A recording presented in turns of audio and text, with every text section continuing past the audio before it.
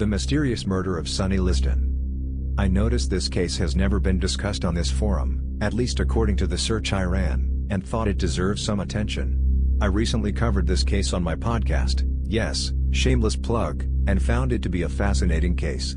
Here's a brief summary of what I learned. Liston was born poor in Arkansas. No, poorer than that. So poor that shoes were a luxury. He wasn't able to go to school so he could try to help support his huge family. He was the 24th of 25 kids. Being black, uneducated, illiterate, and dressed in rags meant he had no legitimate job options. So he turned to crime. He eventually was sent to prison for 5 years after being convicted of armed robbery. In a very real way, this was a blessing for Liston. It was the first time in his life he didn't have to worry about food or clothes. He actually had free time. He used that time to box, and the prison gym sponsor, Father Stevens, noticed the kid had talent. No one could beat him in the prison. So Father Stevens began training Liston to become a professional boxer. When Liston was released, he immediately turned to boxing. But he had a tough time finding opponents. Why? He was too scary looking. No one wanted to be in the ring with him. He needed a professional manager to make a career of this sport and soon found one, in the mob. With the mob's backing, Liston quickly developed a reputation as a fearsome, almost unstoppable warrior. Besides, the mob controlled boxing during this era, 1950s late 1960s, there is also some evidence he may have provided a few non-boxing services for the mob too. Liston eventually becomes the heavyweight champ, and then loses his title to Muhammad Ali. In their rematch, Ali won by KO that many people believe to this day was a dive ordered by the mob. Liston apparently understood that by taking a dive, the theory goes, he would earn a percentage of all of Ali's future purses. But this loss essentially ended Liston's career. He ended up moving to Las Vegas and immediately fell in with a bad element to make some extra cash. Shocking, the mob took advantage of this uneducated man and managed to skim every dollar they could from him. Liston was known to serve as hired muscle and deal cocaine in Vegas to supplement his legit income, which was appearing at casinos and shaking hands at conventions. Liston became bitter and started making enemies. First, he turned on the mob for not taking care of him and may have threatened to expose some information the mob didn't want public. He also was talking too much about Ali allegedly screwing him out of his cut of Ali's earnings, which upset the Nation of Islam. Further, Liston was involved in an incident where he was at a known drug den that was raided and all went to jail but for Liston, leaving the head of the operation, Earl Cage, with the need for revenge on the only obvious snitch. Towards the end of Liston's life, those in the know in Las Vegas knew it was only a matter of when someone would take out Liston. He died at the very end of 1970. His wife found him dead upon returning from a trip to visit her mother for Christmas. Police quickly developed the theory Liston had OD'd on heroin based on needle marks in his arm and a balloon of the junk in the kitchen. But there were no needles present at the crime scene. The interim coroner, who had very little experience, ruled the death one of natural causes. No one buys either theory. Journalist Sean Assail was gifted a police file from an anonymous source that indicated former LVPD officer Larry Gandy was hired to kill Liston. Gandy was no angel and committed plenty of crimes, both in uniform and out, but when interviewed by Assail denied being involved in Liston's death. He pointed the finger at Cage and his desire for revenge, though it is slightly odd Cage would wait 2 years to enjoy his dessert. Plenty of people also believe the mob did it since Liston was quickly turning from an asset to a liability. Even though everyone believes Liston was murdered, there was no evidence of a potential homicide other than the needle marks. Interestingly, forced overdoses were a popular form of execution employed by the mob during this time as it did not draw as much attention from police as a traditional gangland-style shooting. Yet because Liston's death was ruled one of natural causes, no homicide investigation was ever conducted. As prominent figures from that time period are dying off, it's entirely possible the truth will never be uncovered. And this is a story with rabbit trails one could research for years. Why did the Las Vegas Sun report that Liston met with an undercover narcotics officer the day before his death? Why did Liston's wife wait so long to call the police after finding her husband dead? What was the story with Assail being slipped records from an unknown source? Why does the state of Nevada have no records concerning Liston's death? The strange and violent death of Evelyn Consuela Roseman in Yosemite National Park. The front page of the October 22, 1968 edition of the Madera Tribune contained the following 3 paragraphs. Yosemite, UPI. A woman who apparently fell from the top of Nevada Falls here has been identified as Evelyn Consuela Roseman, 24, San Francisco. Park officials said her body was found by a hiker Saturday. Authorities estimated the young woman had been dead for about a week. A park spokesman said Miss Roseman apparently hiked to the top of the falls and fell to the bottom.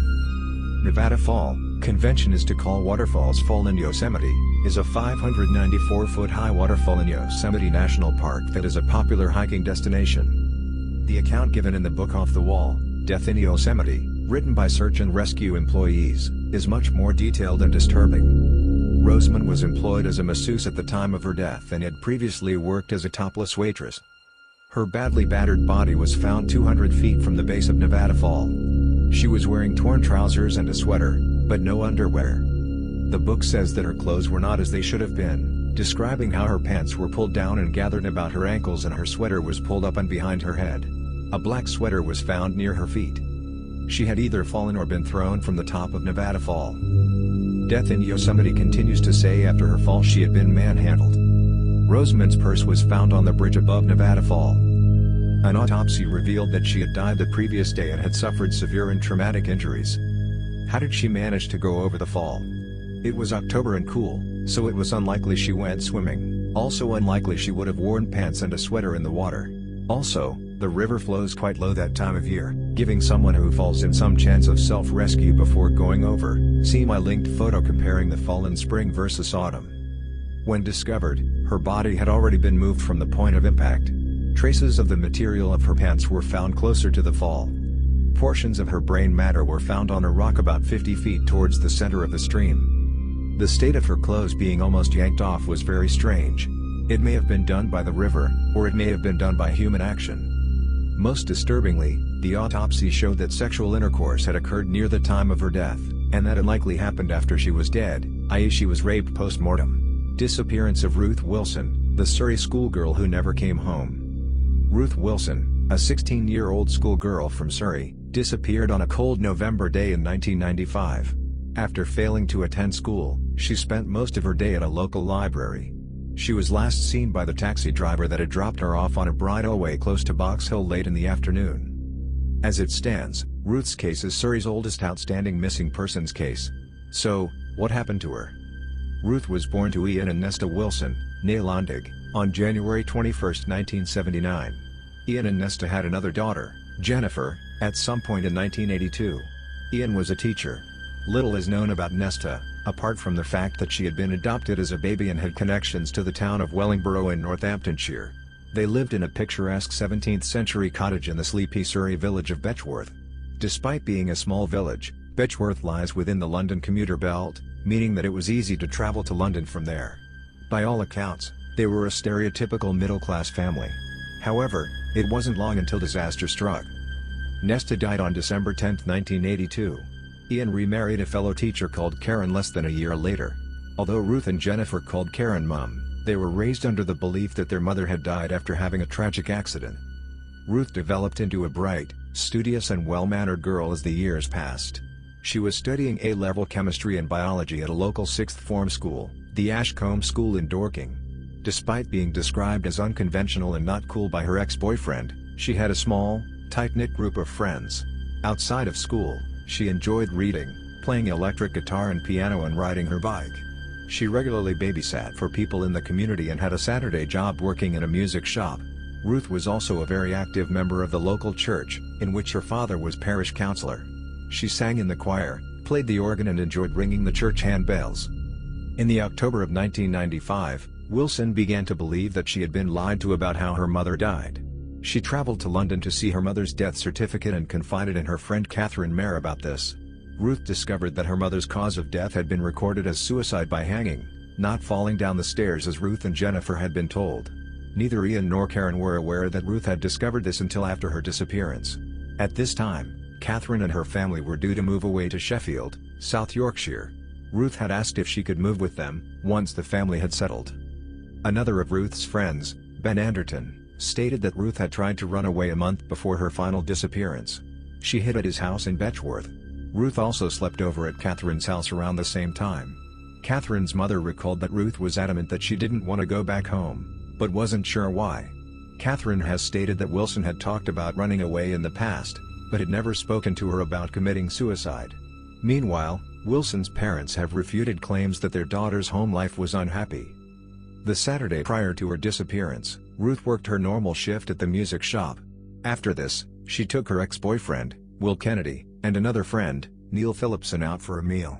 Both Kennedy and Phillipson have said that Wilson paid for the meal and told them that it would be something to remember her by. Wilson went to handbell practice the next day, before going to Kennedy's house for supper. His mother had gifted her some old clothes. Her family remember her being relaxed that day. Ruth was also a very active member of the local church, in which her father was parish counselor. She sang in the choir, played the organ and enjoyed ringing the church handbells. In the October of 1995, Wilson began to believe that she had been lied to about how her mother died. She traveled to London to see her mother's death certificate and confided in her friend Catherine Mayer about this. Ruth discovered that her mother's cause of death had been recorded as suicide by hanging, not falling down the stairs as Ruth and Jennifer had been told.